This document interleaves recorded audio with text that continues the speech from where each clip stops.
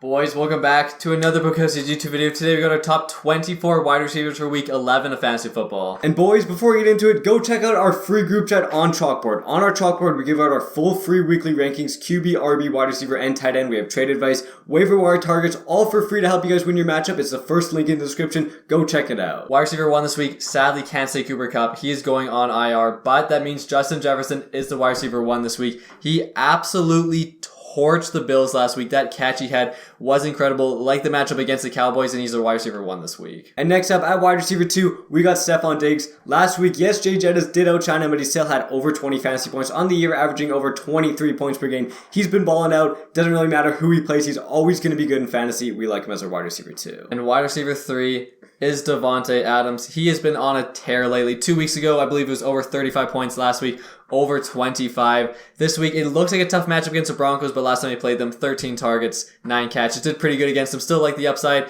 and he has been so good. He's still an elite wide receiver 1. Our wide receiver 4, it is a tier drop, but we got CeeDee Lamb against the Packers, over 35 fantasy points. He balled out. He's finally having his breakout. We like him. Again, he is a bit higher than normal because all the buys, all the injuries, but he's still an elite wide receiver. He is our wide receiver 4 this week. And wide receiver 5, he was awful last week against the Commanders, but it's AJ Brown. We expect to bounce back with Goddard out. Should be seeing even more targets. Again, horrible last week, but still was so good for the rest of the season and like his upside this week. And next up, at wide receiver 6, we got D-Hop. D-Hop has been balling all year, averaging over 21 points per game. It doesn't matter who the QB is. Colt McCoy subs in. D-Hop still has 14 targets, 10 catches, around 20 fantasy points. This week against the 49ers, the 49ers have a good defense, but they're mainly good against the run. Against the pass, they aren't amazing. We hope Kyler returns. Should make this offense even better. We love D-Hop this week. And last player in this tier is Amon-Ra St. Brown.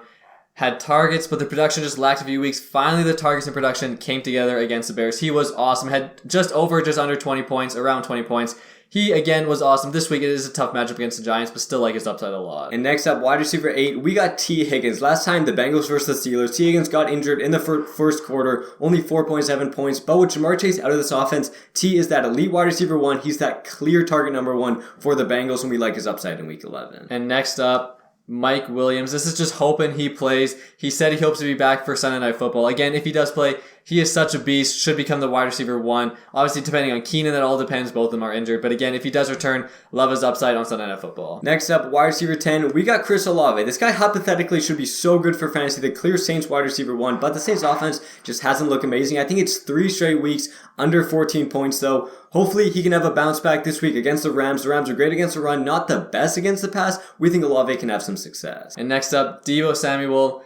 Wasn't phenomenal in his return from injury, but again, so many mouths to feed. One game could be a CMC game, one game could be a Kittle game, one game could be a Deebo game. It all just depends. So many good players on this offense. But again, his upside is so high every week, has to be a wide receiver 1. And our last player in this tier, our wide receiver 12 is Keenan Allen. Again, we just hope he and Mike Williams can play. Keenan hasn't played a full game all year against the Chiefs. He's had success against them in the past. Hopefully he can suit up, and if he can, he's a super low-end wide receiver 1. Wide receiver 13, Cortland Sutton.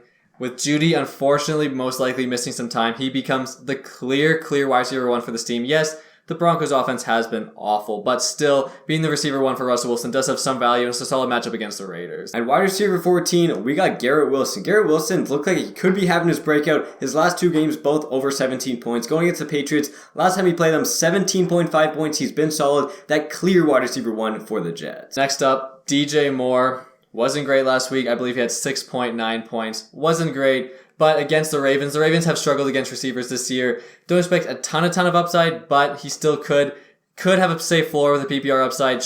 Baker should be starting this week, so maybe that helps him. Wasn't really good early in the season, but who knows, maybe Baker steps it up. Again, he's like a mid wide receiver 2, high-end wide receiver 2 this week with all the injuries and buys. At wide receiver 14, we didn't think we'd ever see him this high. It's Brandon Ayuk. Even though there's so much mouths to feed in this 49ers offense, Ayuk is still finding success. Over 12 points against the Chargers. He had more receiving yards than, I think he had the most on the team, more than Kittle, more than Deebo. We still like Deebo more, but Ayuk's been solid. He deserves a spot on this top 24 list. First player on this next tier, another player who just earned a spot here, Terry McLaurin. He has definitely stepped it up with Taylor Heineke. I believe had over 20 points last week against the Eagles, and the Eagles' amazing corners.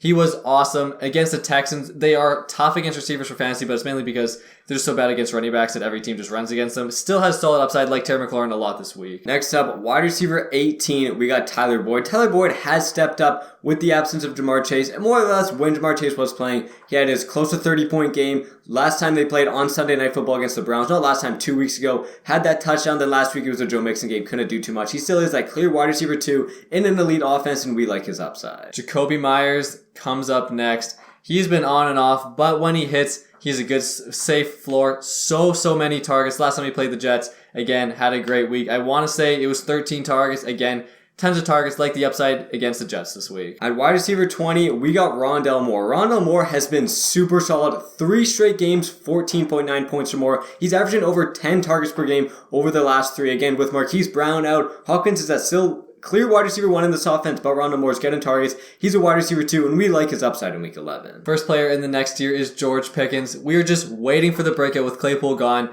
Clear wide receiver 2, and he could honestly easily become this team's wide receiver 1. He just has all the talent in the world. Love his upside for fantasy. And again, it looks like a tough matchup against the Bengals, but if they start throwing him the ball, definitely could have upside this week. Next up, wide receiver 22, we got Deontay Johnson. Right after George Pickens, yes, he's been the wide receiver 1. He probably gets more targets. George Pickens just has that boom upside. George Pickens is the kind of player you could see out there, going out there, getting a couple touchdowns. Deontay, the safer player, going to get more targets. Probably get more yards at some point. You never know. Deontay, though, look like the wide receiver 1. Again, it's not the best matchup, but both these guys have some safety and have some upside. Wide receiver 23, Gabe Davis. Had a great week last week. Again, he's kind of a boomer bust player. Against the Browns, have some pretty good corners, but still is a solid matchup. Josh Allen, we expect Josh Allen to go off this week. He lost 2 straight games. He's probably going to try to put on a show like Gabe Davis and Diggs a ton this week. And our last player of the video, our wide receiver 24, is Michael Pittman. Finally, the Colts bring back Matt Ryan. Pittman has a decent game, puts up 12 points. We like his upside with Matt Ryan way more than we liked it with Sam Ehlinger. He's a solid start in week 11. And guys, thank you so much for watching the video. Again, check out the chalkboard for all of our rankings. Our full rankings on there is completely free to download. Thanks again for watching. See you guys next time.